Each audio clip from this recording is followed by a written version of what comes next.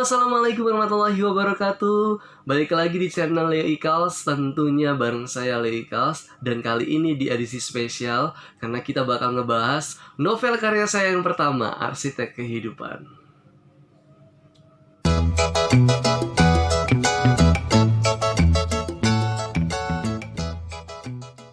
Oke, di Q&A kali ini ada beberapa pertanyaan dari teman-teman semua terkait dengan buku novel saya, dari isi bukunya ataupun dari teknisnya gitu kan ya, teknis kepenulisannya dan hal-hal lainnya tentunya yang berkaitan dengan arsitek kehidupan. Oke, kita langsung mulai saja nih. Pertanyaan yang pertama ini dari Yoyun. Ini murid saya juga ya. Yoyun, mudah-mudahan punya kabar baik selalu ya. Yoyun ini bertanya, apa motivasi kakak sampai bisa berpikir untuk membuat novel Arsitek Kehidupan? Sebenarnya berpikir ke situ gitu kan ya, dulu itu memang awalnya novel ini cuman iseng-iseng untuk membuat diary aja, biar ada kenang-kenangan gitu kan ya, perjalanan dari awal kuliah sampai seterusnya gitu kan ya. Tapi ternyata di tengah-tengah itu ketika saya membuat diary, ada teman yang membaca diary saya dan dia mengatakan kenapa tidak dijadikan sebuah karya, karena karya yang bagus itu banyak loh yang berawal dari kegelisahan, yang berawal dari kegalauan. Dan arsitek kehidupan itu sebenarnya kegalauan saya juga gitu kan ya, yang saya alami. Dan alhamdulillah ternyata bisa jadi karya juga. Nah untuk itu buat Yuyun terutama gitu kan ya, kalau punya kegalauan, lebih baik jangan galau kalau tidak jadi sebuah karya. Lebih baik jangan patah hati kalau tidak jadi royalti. Kayak gitu sih. Oke, itu pertanyaan dari Yuyun ya. Ini pertanyaan kedua dari Budi Santosa nih. Ini adik kelas saya sekaligus partner saya di Madrasah Aliyah Nurul Hidayah ya. Beliau ini guru matematika. Ini Pak Budi ya. Kata Pak Budi nih, apakah di balik novel Arsitek Kehidupan itu ada jati diri seorang penulis atau si dia, katanya ya. Tentu saja ya. Kan tadi ya nyambung ke pertanyaan Yuyun tadi, bahwa memang novel ini awalnya itu dari kisah ataupun dari diary saya gitu kan ya, tapi dijadikan sebuah karya fiksi gitu kan ya, yang tentunya karakternya itu memang ya saya ambil dari saya sendiri gitu kan ya. Karena menulis itu ya Pak Budi ya, kalau menurut saya sih dari hal yang terdekat dulu. Nah contohnya ya dari diri kita sendiri gitu kan ya, kita ngambil aja sebenarnya dari diri kita, mungkin dari adik kita, dari teman-teman kita, dari orang sekitar kita. Itu kayaknya lebih mudah untuk ditulis gitu kan, daripada kita jauh-jauh gitu kan untuk menuliskan sesuatu atau karakter terutama gitu. Mendingan dari yang terdekat aja. Jadi bisa tuh kalau teman-teman yang mau nulis itu kan, gimana sih cara bikin karakter gitu kan, bisa dari diri teman-teman memulainya, dari orang-orang terdekat gitu kan, ataupun dari idola gitu kan ya, dari physically-nya silakan bisa digali itu. Oke, pertanyaan selanjutnya dari Iman ya. Ini beliau ini adalah partner saya sekaligus adik kelas saya juga, Ojul Iman ya. Beliau menanyakan, setelah novel Arsitek Kehidupan, apakah bakal ada rilis buku lagi? Dan apakah masih menceritakan atau melanjutkan Arsitek Kehidupan part 2 atau menceritakan hal lain? Dan kira-kira tentang apa? Dan seberapa real alur tersebut, katanya. Wih, pertanyaannya sekaligus banyak banget ya. Oke deh, jadi setelah novel Arsitek Kehidupan ini bakal rilis lagi tentu saja. Oke, ini awal aja Kang Iman ya. Ini awal saja, mudah-mudahan ini jadi pemantik untuk karya-karya selanjutnya. Karena kata orang kan mulai aja dulu gitu kan, mudah-mudahan setelah itu kita termotivasi, tersemangati untuk memulai ataupun untuk membuat karya baru. Kemudian ceritanya apakah lanjut Arsitek Kehidupan lagi? Sebenarnya saya sudah punya niatan untuk ada sequel dari Arsitek Kehidupan, tapi untuk rilis buku selanjutnya itu bertemakan ataupun berceritakan berbeda dulu, biar refresh dulu lah gitu kan, sesuai dengan apa ya istilahnya tuh, prioritas aja gitu. Karena alhamdulillah sudah saya siapkan beberapa novel gitu kan, beberapa buku lah, ada juga buku non fiksi juga, dan itu rilisnya disesuaikan aja, yang apa ya, menurut prioritas nanti, tergantung keadaan aja gitu ya. Nah, eh jadi ceritanya lain ya, ceritanya lain Kang Iman, bukan arsitek kehidupan lagi yang bakal dirilis selanjutnya. Dan kira-kira tentang apa gitu? Tentunya itu masih berkaitan kalau tema secara global, yang apa, buku-buku yang saya bahas itu bertemakan tentang, tentunya mengangkat isu-isu motivasi gitu kan ya. Kalau bisa sih memang saya lagi mencari isu-isu sosial yang memang layak untuk diangkat, dan itu bisa tentunya dijadikan suatu gerakan gitu kan, nantinya bisa jadikan motivasi, inspirasi, terutama buat anak-anak muda. Temanya masih tentunya nggak jauh-jauh dari anak muda dan juga sosial gitu. Oke, itu dari Kang Iman ya. Pertanyaan selanjutnya nih dari Amel. Amel ini adalah murid saya juga, masih kelas 10 tapi aktif di kegiatan-kegiatan literasi. Nah, Assalamualaikum, waalaikumsalam. Pertanyaannya katanya, ketakutan terbesar Bapak ketika menulis novel yang berjudul Arsitek Kehidupan ini apa? Pasti ada dong ketakutan ketika menulis sebuah karya. Ada, tentunya ada. Tapi ketakutan itu memang harus kita lawan. Kalau kita terus takut, nggak bakalan jadi karya gitu. Kalau kita memikirkan, aduh nanti gimana, kalau bukunya nggak terjual nanti gimana, kalau nggak ada yang baca, terus seperti itu nggak bakal jadi karya. Mendingan takutnya itu bukan dibuang sebenarnya, tapi lebih kepada perkecil gitu kan ya, diubah, dijadikan keberanian gitu kan ya, sedikit-sedikit, dan mudah-mudahan dengan mengawali aja satu karya aja, itu akan membuat kita berani untuk terus berkarya, insya Allah. Terus semangat ya buat Amel. Selanjutnya pertanyaan juga nih dari Ayu. Ayu ini juga murid saya juga. Ayu katanya, apakah kakak pernah merasa kurang yakin atau puas dengan naskah novel Arsitek Kehidupan? Kalau pertanyaannya kurang yakin gitu kan ya, kurang yakin itu mungkin dalam artian sudah puas ya, puas atau tidak tadi ya. Ya tentu saja tidak puas, karena karya terbaik adalah karya yang belum ditulis. Sekali lagi, karya terbaik adalah karya yang belum ditulis. Kalau menurut saya seperti itu.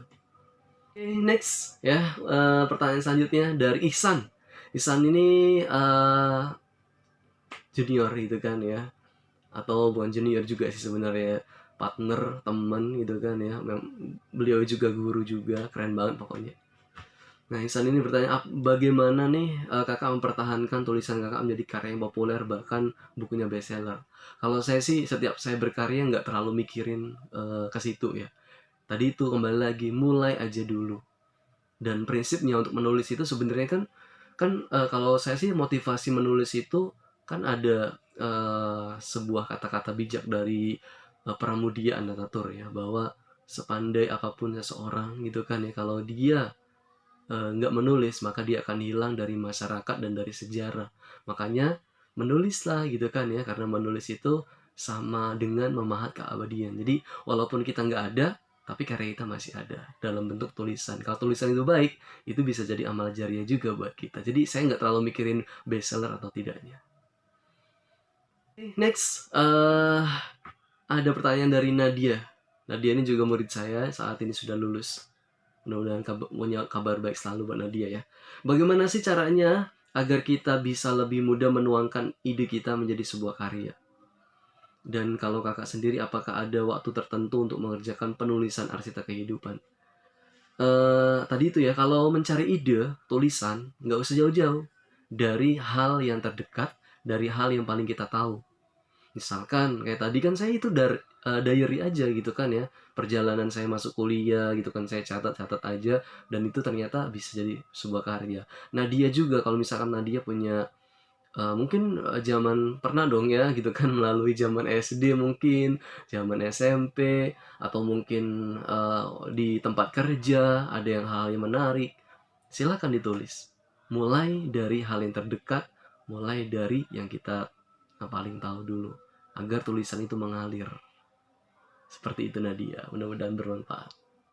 Selanjutnya pertanyaan dari Nilam.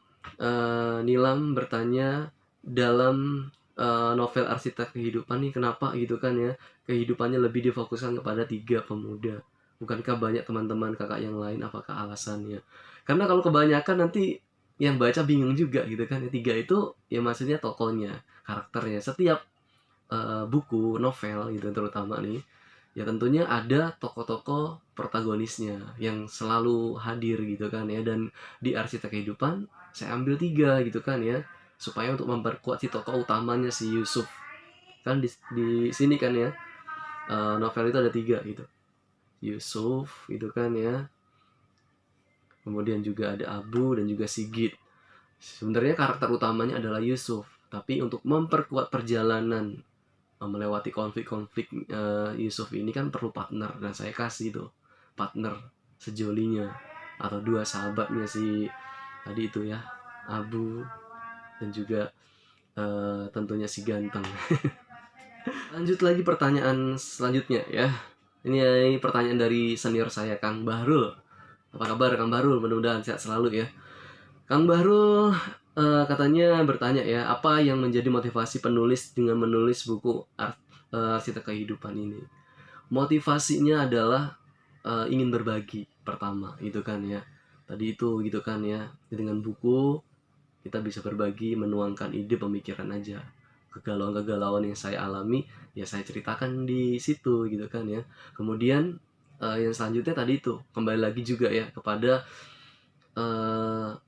apa namanya, sebuah motivasi dari Pramudia Anantatur gitu kan, yang beliau mengatakan bahwa orang boleh sepandai apapun, tapi kalau tidak menulis dia akan hilang dari masyarakat dan sejarah. Jadi motivasinya simpel aja sih, pengen ada sebuah karya aja gitu tuh. Dan nanti gitu kan kalau punya anak, punya cucu gitu kan, tahu gitu kan ya bahwa dulu ayahnya gitu kan atau dulu kakeknya punya buku yang berjudul Arsitek Kehidupan. Jadi ya sesimpel itu sih Kang Barul ya. Oke, selanjutnya nih dari Nia Kurniawati. Apa saja kendala yang terjadi dalam proses penulisan novel Arsitek Kehidupan, dan berapa lama waktu yang Bapak tempuh untuk bisa menerbitkan buku ini? Jadi ini juga nyambung ya sama pertanyaan Nadia tadi yang sempat belum terjawab juga ya. Ada waktu khusus nggak sih nulisnya? Sebenarnya nggak ada waktu khusus juga sih, tapi belajar merutinkan aja, disiplin diri aja. Misalkan setiap malam gitu kan, enaknya malam ya malam. Kemudian kendalanya ya itu, kendalanya biasa ya penulis pemula tuh gitu kan, karena ini novel perdana juga gitu kan ya. Jadi kembali kepada konsistensi, kedisiplinan tadi gitu. Kadang-kadang ya lagi moodnya baik gitu kan ya, lumayan tuh ngetiknya gitu kan ya, lancar terus. Tapi kalau nggak baik juga gitu kan, lagi uring-uringan ya gimana gitu. Tapi harus nih, ingat juga nih buat Nia mungkin yang mau jadi penulis juga gitu kan ya, harus di apa ya istilahnya, benar-benar mendorong diri untuk disiplin. Dan kalau novel Arsitek Kehidupan itu agak lama juga, soalnya tadi itu gitu kan, awalnya tuh nggak terlalu niat-niat banget gitu kan, kumpulin gitu kan ya, dari apa namanya, diary, kemudian disunting lah gitu kan ya, bikin timeline dan dibikin konsepnya, dan itu membutuhkan kurang lebih ya, untuk penulisannya sih sebenarnya mah cuman dalam waktu 2 bulan sampai 3 bulan doang. Cuman kadang risetnya gitu, karena kan melalui harus ada riset juga, jadi ada sekitar, kalau dikalkulasikan kurang lebih 1 tahun lah. Kemudian pertanyaan selanjutnya dari Irdan. Ini teman saya, salah satu inspirator saya juga ya di Untirta, partner saya lah gitu kan ya, teman baik saya di Untirta Teknik Sipil.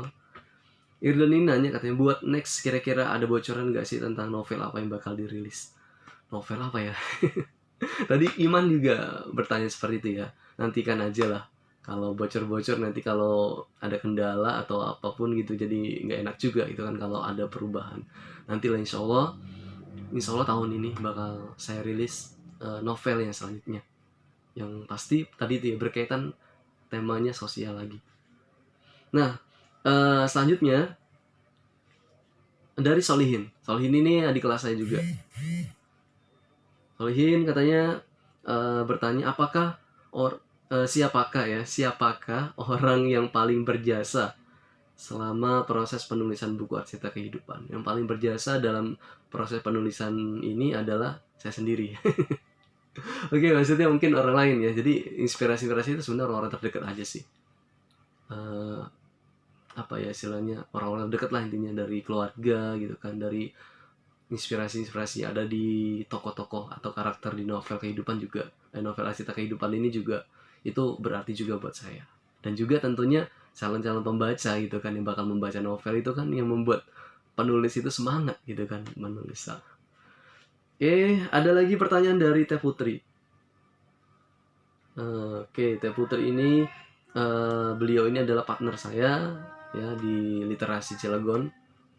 Mudah-mudahan punya kabar baik selalu, Teh Putri ya. Berapa lama waktu pembuatan novel Arsitek Kehidupan? Ada kendala enggak entah dalam menemukan ending atau judul? Tadi kalau berapa lama waktunya gitu kan ya di novel ini, itu kurang lebih 1 tahun lah. Itu plus risetnya. Jadi main lama juga sih. Karena waktu itu santai aja gitu kan, menikmati. Tadinya kan nggak niat-niat banget gitu kan ya. Tapi itulah sebuah proses, harus dinikmati. Ada kendala gitu kan. Iya bener, ending atau judul. Endingnya itu yang bikin agak lama gitu. Aduh gimana gitu kayak endingnya. Karena jujur aja sih gitu kan ya, nggak terlalu bikin timeline segala macem gitu kan. Dulu itu nggak terlalu mikirin kayak gitu. Cuman prosesnya tuh mengalir aja untuk novel ini. Karena belum tahu gitu kan ya teknik pembuatan karya novel gitu kan. Tapi sekarang karena sering sharing, kemudian sering baca buku juga, alhamdulillah lah gitu kan, tahu sedikit untuk memulai dari nol itu. Kalau dulu tuh ya mengalir aja, autodidak aja. Jadi memang terkendala di ending ya Putri ya. Menemukan ending itu seperti apa ya istilahnya, lama banget lah pokoknya. Kemudian ada pertanyaan selanjutnya dari Herlin.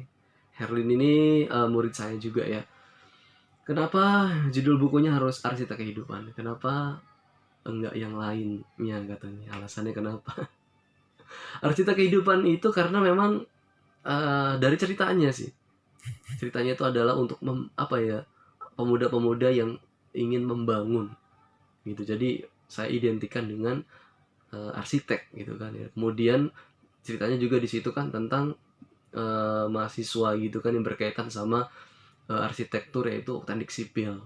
Jadi ya dari situ gitu kan ngambilnya. Pokoknya dari kesemuanya lah, dari ceritanya juga gitu. Intinya ceritanya kan membangun daerahnya sendiri gitu kan ya. Setelah dia selesai kuliah, makanya saya ambil judul Arsitek Kehidupan, enggak yang lain-lain. Dan saya googling juga Arsitek Kehidupan itu belum ada gitu kan novelnya, makanya ya saya pilih itu. Oke, pertanyaan selanjutnya dari Vidya. Dia ini adalah murid saya dan aktif banget di literasi, dan bahkan dia ini lagi nulis novel juga ya di aplikasi Wattpad juga. Kita tunggu aja ya, Vidya, ditunggu loh karyanya ya. Mudah-mudahan nanti Vidya juga bisa bikin seperti ini juga tentunya. Oke, Vidya ini bertanya katanya kenapa Bapak memilih cover novel Arsitek Kehidupan ini gambarnya berupa gedung-gedung. Jadi cover itu kan istilahnya sih, kalau saya sih kayak misalkan imajinasinya gitu. Kadang kalau saya sendiri nih terutama gitu, kalau berbicara tentang arsitektur itu identik banget sama gambar gedung-gedung gitu. Jadi ya sebenarnya kenapa memilih gedung-gedung itu ya itu yang ada di dalam imajinasi saya terutama. Dan mudah-mudahan sih itu juga imajinasi banyak orang juga gitu kan ya, terkait dengan arsitek gitu kan, identik sama pembangunan. Karena novel ini juga bertemakan tentang pembangunan gitu, walaupun dalam konteks yang lebih luas pembangunannya. Jadi itu video. Oke, pertanyaan selanjutnya nih dari Nila. Nila bertanya, apa saja yang membuat novel Arsitek Kehidupan menarik untuk dibaca? banyak sih gitu kan hal-hal menariknya.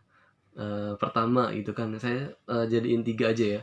Pertama, novel ini tentunya penuh dengan drama-drama anak muda yang aktif gitu kan ya, aktivis. Jadi menarik gitu kan tantangan-tantangannya, karena dia itu apa ya, tertantang juga gitu kan, ingin mengubah dunia tapi dirinya malah belum bisa berubah gitu kan ya. Jadi di situ tuh menjadi satu hal yang menarik gitu kan untuk disimak gitu kan, apakah bisa gitu kan orang yang istilahnya terobsesi untuk merubah dunia tapi belum bisa merubah dirinya sendiri, lalu bagaimana sikapnya dia gitu. Kemudian yang kedua, novel ini juga nggak cuman sastra banget gitu kan ya, nggak sastra banget sih gitu kan ya, dan makanya saya kasih hal-hal yang menarik juga, seperti saya campurkan dengan ilmu-ilmu sains gitu kan, dasar sains-sains dasar lah, dan juga ada beberapa apa istilah-istilah dalam dunia teknik sipil, karena si karakter Yusuf itu dia kan mengambil jurusan teknik sipil, jadi saya share juga gitu kan ya ilmu-ilmu teknik sipil, apa pengetahuan-pengetahuan dasar dari teknik sipil itu. Lalu yang ketiga yang membuat novel ini menarik juga tentunya novel ini akan apa ya, memberikan hal baru juga, paradigma baru juga, mudah-mudahan gitu kan ya, buat teman-teman terutama anak muda gitu kan ya. Karena kan biasa anak muda terlalu terobsesi gitu kan ya untuk eh, merubah dunia gitu kan, tapi ternyata lupa gitu kan dalam perbaikan diri. Nah, novel ini menjadi pengingat gitu kan ya buat anak muda terutama. Jadi itu inilah ya, hal-hal lainnya silakan baca sendiri. Dan yang terakhir ini pertanyaan dari senior saya nih, dan sekaligus juga ketua forum TBM Kota Cilegon, Kang Ismet. Ya, El seru nih. Nah, oke, Kang Ismet ini katanya bertanya sejauh mana urgensi arsitek kehidupan bagi seorang pembaharu. Urgensi kalau dilihat dari situ mungkin urgensinya sih adalah, saya sih menargetkan anak muda aja sih gitu, nggak terlalu memikirkan wah ini penting nih gitu kan ya, tapi saya niatkan sharing aja gitu kan ya, karena penting buat saya kadang-kadang belum tentu penting juga buat orang lain, tapi saya pilih temanya sih memang tema yang benar-benar bersifat universal, kan misalkan anak muda itu kan kadang ada kegalauan pengen ngerubah dunia dengan semangatnya tapi lupa ngerubah diri gitu kan ya. Nah itu ingin mengingatkan aja dari situ gitu, mudah-mudahan sih ini bisa ini penting juga gitu kan, mengingatkan kepada terutama anak muda bahwa ketika ingin membuat perubahan, jangan lupa untuk membuat atau untuk memulainya dari perubahan diri sendiri dulu. Itu Kang Ismet ya. Itulah teman-teman ya, Q&A arsitek kehidupan. Mudah-mudahan jawaban-jawaban tadi bisa memberikan pengetahuan, bisa memberikan informasi juga, bukan hanya tentang buku ini saja, tapi mungkin bisa ada hal baik yang bisa teman-teman ambil, terutama buat teman-teman yang ingin menulis sebuah buku. Intinya kalau mau menulis atau berkarya, kalau dari saya mulailah dari kegalauan, mulailah dari keresahan. Itu kalau sesuatu, kalau karya gitu memulai dari kegalauan itu enak banget. Enak banget ya, kenapa? Itu kayak kita curhat aja. Insya Allah itu mengalir gitu. Kemudian tanamkan juga gitu kan ya, untuk ketika menulis itu untuk berbagi. Ya udah gitu, apa yang kita punya kita niatkan berbagi. Jadi jangan takut ya teman-teman ya, terutama adik-adik, mulai aja dulu. Mudah-mudahan karya yang kita bikin akan menemukan jodohnya. Terima kasih untuk perhatiannya sekali lagi. Wassalamualaikum warahmatullahi wabarakatuh.